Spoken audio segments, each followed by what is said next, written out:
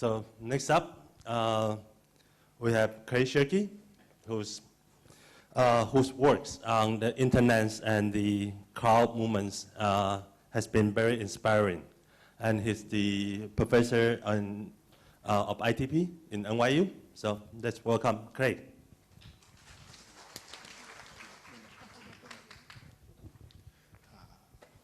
你们好，我叫 Shirky 教授，和我的中文非常不好，不好意思, so I will do this in English and thank the translators. I teach in the IMA department at NYU Shanghai, and I want to tell two stories this morning of communities that make things. The first story is about Linus Torvalds, who was the founder of Linux. And the second story is about Lei Jun, who is the creator of Xiaomi, the Chinese phone company. And I will start with Linux, and I'll start where Linux started. About 25 years ago, Linus Torvalds, who was then a young programmer living in Finland, posted a message to Usenet, the global bulletin board, and said, I would like to make an operating system that works like Linux, but works like Unix, but runs on PCs. Would anybody like to help me? And this was the message that kicked off all of the Linux development that's gone on since. And the original message had a bunch of really interesting features. This is the entirety of the mail that kicked off Linux. One of the things Linus says is he's very modest about the project. This is not going to be a big complicated system like GNU. This is just a hobby. I'm just appealing to people's interests. And this is what Eric Raymond calls a plausible promise. He wasn't saying, let's get together and change the world, even though that's what happened. He was saying, let's get together and do something we enjoy and see what happens. And that plausible promise was enough to get half a dozen people to raise their hands. You can read the comments in the rest of the thread and say, I will be willing to help. And those people were spread all over the world. They were in New Zealand, they were in Austria, they were in California, they were in Finland, and that was the beginning of Linux. Another thing that Linus says is, tell me what you want. Tell me what you think would be a good idea in an operating system like this. I won't promise I will implement it. So even at the beginning, Linus also understands that there's community negotiation. Every programmer understands the opinion of the group and also their own opinion, and that figuring that out as they go is going to be a big part of making the project work. Now, we know how the history of Linux goes. More people join, more people join, more people join. It becomes a large, complicated, widespread project very quickly. And projects like that generate an enormous amount of source code, and they generate giant change logs between versions, right? So you've got people all over the world proposing improvements to Linux. And Linus is having to manage all of this as the central manager of the project. And how does he manage it? What tools does he use to manage this incredible onslaught of code that's coming from all over? And the answer is he uses his email box, right? For the first decade and change of Linux's life, there was no source code control system. People would just package up their proposed changes and mail it to Linus. Now think about your email box, and now try to imagine running a giant programming project out of that. But that's what Linus did, and he did it for more than a decade, right? So why would he do that? Is it because he's a bad manager? He doesn't know enough to use source code control system? It's not.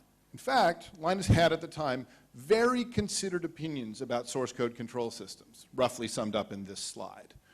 And what he said was, we will use this kind of management over my dead body. Because what Linus had noted is that all the control systems, all the source code management systems available to him worked on a corporate model. They all centralized the source code, and anyone who wanted to read to or write from the code had to ask permission. And Linus said the two essential promises of open source are, everybody gets access to everything, and anyone can modify it if they want. And Linus said, I will never use a tool that works in a way that's different from the way my community works. I would rather use no tool at all than use a tool that makes my community behave in ways they don't want to behave. And so despite the existence of 20, 25 years of work on these kinds of management systems, Linus said the community is too important to make them work in this way. After a while, though, even that management problem got too hard. And so Linus stopped working on Linux. He said, we've just shipped a big version, and I am now stopping working on Linux so that I can write my own source code control system from scratch. It was called Git. Many people who program today use it because it's gone on to be so successful. But the origin of Git was Linus saying, I need a tool that works the way my community works. And I want to emphasize this part.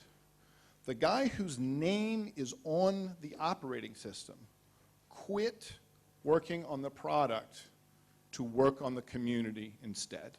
What he said was, if the community can't get their work done, the product isn't going to go anywhere.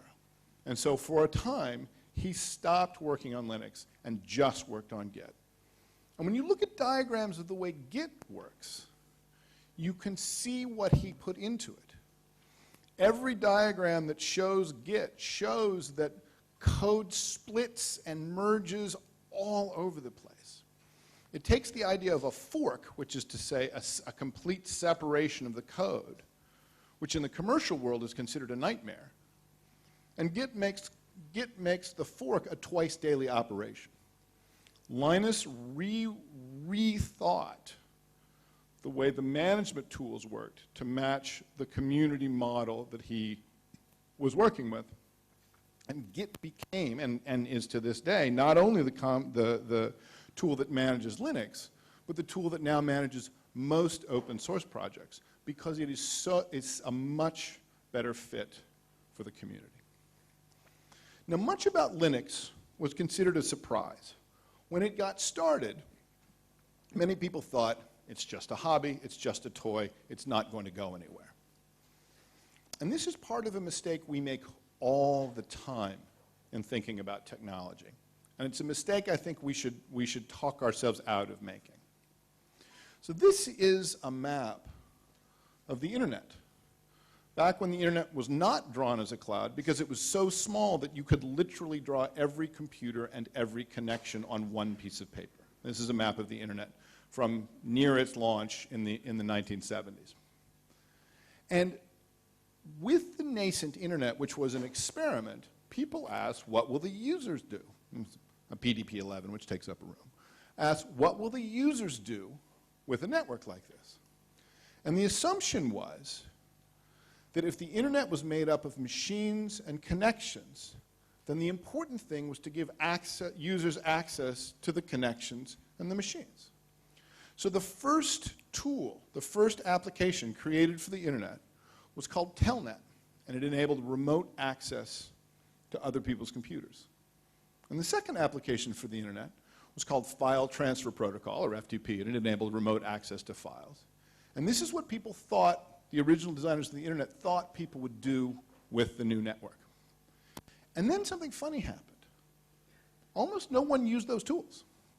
They turned out not to be very popular. The early internet didn't get used very much, even by the people who built it. They had guessed wrong. Right. And so the matter sat for several years. The internet was an interesting research experiment, but was not actually being used for its intended purposes. Until in the early 1970s, a guy named Ray Tomlinson ported an application from MIT that he added to the internet. And that was called email. And that proved very popular. Within 3 months of email launching, it made up 75% of the backbone traffic of the internet. Right? The application that was added after the fact turned out to be much more commonly used than the applications that were put in by design. Because it turns out that the most important thing connected to the network is not the processor, it's not the hard drive, The most important thing connected to the network is other people. Access to people is the thing that we have always used these networks for most. And yet over and over again, you hear people that are being surprised that the social aspects of the network come forward so often. Whether you're talking about Facebook and Twitter or RenRen and QQ, the kinds of successes we see is this lesson over and over again. And I think one of the things we can get used to in thinking about technical work is that the conversation among the people doing the work is what pushes the work forward. So second story, Xiaomi. I told the Linux story forward from Linus's original 1991 post to the arrival of Git about 10 years later. I'm going to tell the Xiaomi story backwards, starting from now. Xiaomi, at the end of 2014, became China's largest phone company, manufacturer of mobile phones, beating out both Samsung and Apple in terms of number of phones sold. Started in 2010 with a market valuation of about $250 million, about $250 million. It is now worth $45 billion in less than 5 years. On 11/11, Singles Day, the largest e-commerce day in China, Taobao, which is China's e-commerce giant, sold 1.8 million phones. Of those, 1.3 million of them were some version of a Xiaomi phone. It is, by many metrics, the most valuable startup ever in history. Right? And they're known for phones, of course, right? But before Xiaomi began to ship phones, they had another product, which was their operating system, called MIUI, with all of the puns intended. And MIUI shipped before they had hardware. Xiaomi would make MIUI available, and the offer was, hey, do you want to take a chance at messing up your Samsung phone by installing a completely separate set of software? And a whole bunch of people said, yeah, that sounds good to me. Because what the Xiaomi engineers had figured out is that Samsung had not optimized their operating system for either responsiveness or battery life. So MIUI became their first product, and they shipped MIUI for an entire year before they made their first phone. They just tested the operating system. But there was something that came, and they would do this to get feedback, right? To get the users talking about the phones. And if you go back to 2011, before they had a product, you can go around Weibo and Tieba and so forth and find these comments of people who were loading Xiaomis.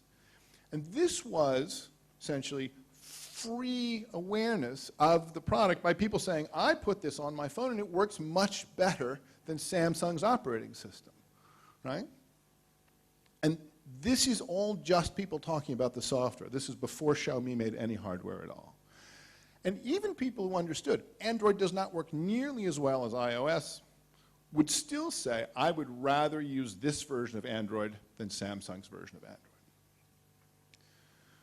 But even before they had an operating system, they launched MIUI in the fall of 2010. They took on a job before that, which is they went around recruiting 100 people to give them feedback. Xiaomi started in the spring of 2010. They had 8 brilliant co-founders. They had $45 million in the bank. And the first thing they did was to find users for a product that didn't exist yet. They went around bulletin boards and conversation spaces until they found people who really cared about mobile phones. And they recruited 100 of them. And they said, we're going to try something new. Will you help us? Will you give us feedback? Before Xiaomi made hardware, they made software, but before they made software, they made a community. All right. Xiaomi just crossed 100 million users. Earlier this year, they put up a big post. We just got to 100 million users, and in the first paragraph of the post that said we got to 100 million users, they thanked their first 100 users. Not only did they start with these 100 users, they have never forgotten what this group did for them. Xiaomi started not just with the co-founders, not just with the money. Those were their public weapons. But they also started with a secret weapon, which is people willing to give them feedback. Now, Xiaomi has some of the most brilliant engineers working for them. Lei Jun had come from Kingsoft and Joyo. Lin Bin had come from Microsoft, running the research lab in Beijing. This is an extraordinary, talented group. What do they need these 100 people for? What do those 100 people have access to that talented programmers don't have access to? And the answer is those first 100 users have access to reality. Right? As these products get more complicated and as they interact more, there is no way any company can know how its products and services are being used in the real world. I have this app on that phone connecting to this router to go to that service to do this thing. That's too complicated for the engineers inside any company to model. We've moved from a world of modeling to a world of sampling, where you just see how your product is doing in the real world in order to learn from it. And Xiaomi knew from the beginning they could only work with sampling as a way to figure out how their product was working. And remarkably, and as with Linux, as Xiaomi has grown to become the most valuable startup in the world, they've never left that community sense behind. Their YouTube channel, right, features their corporate videos, but most of the videos there are made by other users that Xiaomi just links to, right? When they launched MIUI 6, their most recent large release of their operating system, they recruited 300 beta test users. 2,000 people signed up instantly, right? They are still working on this. Community wasn't just the way they got started, it's the way they keep going. Their weekly schedule revolves around Orange Friday, where a new version of the operating system is dropped to the public. And every Tuesday, they ask the new users 4 questions. What was your mood when you installed this? What was the thing you liked best? What was the thing you liked least? What else do you want to see? They do that every week. Now, every company says, oh, community is very important to us. We care about our customers. Why? We have a focus group once a year. Right? Xiaomi does this every week. They've done it almost 250 times in a row now. And then they publish the results. Right? And sometimes, when the community talks back, they say, mama hoo-hoo. And then Xiaomi has to fix the problem and ship another version the next week. This is all happening in public. So I told you I was going to tell you 2 stories, but I lied, because this is really just one story. Xiaomi, the most valuable startup in the world, has as its core product MIUI. And MIUI is based on Android, which is the device operating system largely shepherded by Google. And Android is a version of Linux. So one thing you can say about Xiaomi is that they were founded in 2010, but another thing you can say is the technical arc of the company started in 1991, when that first version of Linux appeared. Right? And there's a lot of differences between Linux and Xiaomi. Linux is a loose, open source, nonprofit organization. Xiaomi is a very much for-profit corporation. But they have this in common. Both Linus Torvalds and Lei Jun understood that community is not something you get if your product is good. The product is something you get if your community is good. They both started with the idea that you have to find the people first, and then you figure out what you're building. Right?